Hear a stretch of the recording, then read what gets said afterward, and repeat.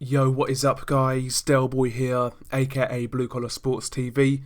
Hopefully you guys are doing well. If you're new here, smash that like button, hit subscribe, all of that good stuff. So as we know, on the 21st of November, Errol Spence Jr. makes his return to the ring and he will be facing Danny Garcia. This fight will obviously be for Errol Spence's IBF and WBC welterweight titles. This fight is obviously Errol Spence's WBC mandatory. Now, I've seen the reaction to this fight.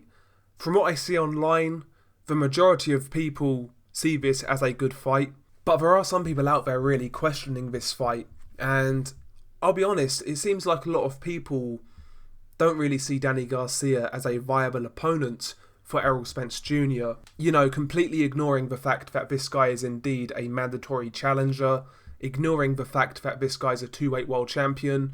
Their argument basically is the fact that he's lost his two biggest fights at welterweight. While that is true, it certainly doesn't make him a bad fighter, and he's certainly a top 10 welterweight right now.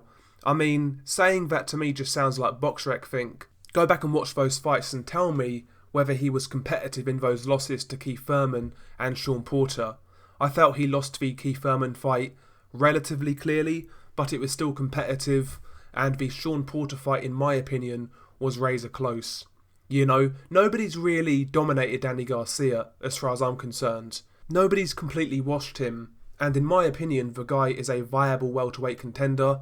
He's genuine top 10, and like I said, he's a mandatory. So as far as I'm concerned, this is a perfectly acceptable opponent. Plus the fact that, you know, Danny Garcia brings an interesting style to the table. He's extremely durable, he's a relatively hard puncher, and he's a counter-puncher. And he's a type of counterpuncher that Errol Spence Jr. hasn't fought in his career. Yes, Kell Brook was a counterpuncher, but he's more of a guy who likes to sit on the outside, make you fall in, then he'll counter with that straight right hand. Danny Garcia is not that sort of counterpuncher. Danny Garcia is a guy who likes to fight fire with fire. He will trade with you, he will throw when you throw, and that's when Danny Garcia does a lot of his counterpunch work, especially with that left hook and even that overhand right. We've seen this in a fair few fights, like the Lucas Matisse fight, the Amir Khan fight. When he throws with you, the guy counters quite effectively. He keeps his head really well. He's got very good composure under fire. And I think that's an interesting style for Errol Spence to contend with.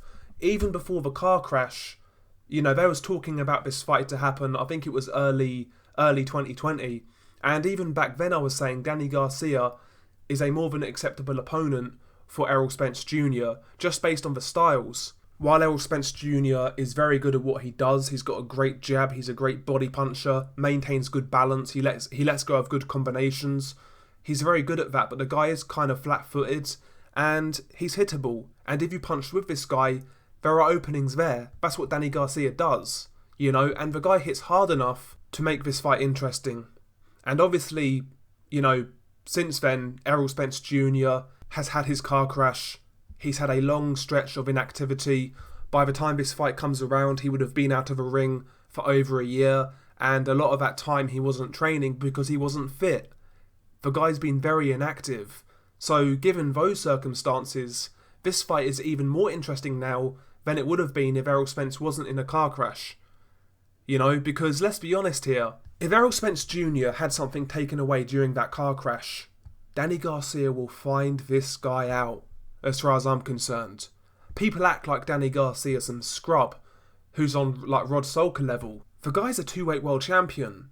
He's experienced. He's a good counterpuncher. He hits relatively hard. And the guy is very durable.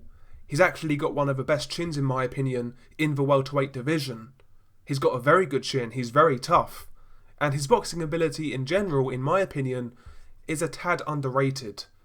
So listen, if Errol Spence Jr. is still feeling the effects of that car crash and he isn't 100%, this could go horribly, horribly wrong. We're talking about an Errol Spence who was in ICU after that car crash. We're talking about an Errol Spence who hadn't trained for months after that crash. We're talking about an Errol Spence who fucking had new fucking teeth put in. You know, all of this, it doesn't fill me with confidence going into a Danny Garcia fight. It really doesn't. And I'm a big believer in Errol Spence Jr. I actually think the guy's very good. But if I was one of his hardcore fanboys who kind of like push this guy 24/7, if I was one of those guys, I'd be worried going into this fight. Because like I said, if Errol Spence Jr. is depleted from that car crash, this could go horribly, horribly wrong. And even at the best of times, I felt Danny Garcia was a live underdog even before the car crash, and I've done a video on that just after the Sean Porter fight talking about this fight. I was saying that Danny Garcia, while he's the underdog, cool, he's a live opponent. He's a genuinely good fighter. People are saying, well, he looked bad against Ivan Redkach, therefore he's got no chance. Well, boxing doesn't work like that. We've all been watching boxing long enough to not come to those conclusions. Come on now. I mean, we can say that about a lot of opponents for many boxers in the sport, but for some reason that narrative is very strong with this fight when it's not with others. I mean, look at Amir Khan before the Terence Crawford fight. Nobody was saying how bad Khan looked against Samuel Vargas, for example, you know, or anything like that. Nobody was saying how bad Kavalauskas looked against Ray Robinson. That wasn't part of a narrative. But with Errol Spence Jr., oh, Danny Garcia looked terrible against Ivan Redkach. And by the way, it was a bad performance. He looked pretty shit, to be honest. But, you know, but I've seen enough of Danny Garcia to realise this guy's a live dog, man. He's a good fighter. Is he the next coming of fucking Felix Trinidad? Absolutely not. But a lot of people are kind of making out like this guy's a complete scrub with no ability, no power, no durability, no experience. No, the guy's got all of that, man. He's a good fighter. And he'll give Errol Spence Jr.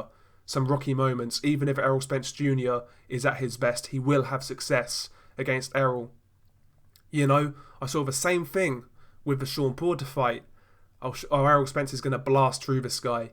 You know, he's going to knock him out. No respect for Sean Porter whatsoever. And I feel the same is being done to Danny Garcia. Does the guy rub people up the wrong way? Yeah, of course he does. You know, sometimes he's taken some lesser fights when he could have fought higher competition. That's a legitimate criticism.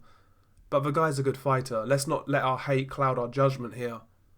I think the guy against Errol Spence, especially in these circumstances, is a very, very attractive live dog. And I think this fight is going to be very exciting. There's going to be some great moments. I can't wait. I really can't wait for this fight.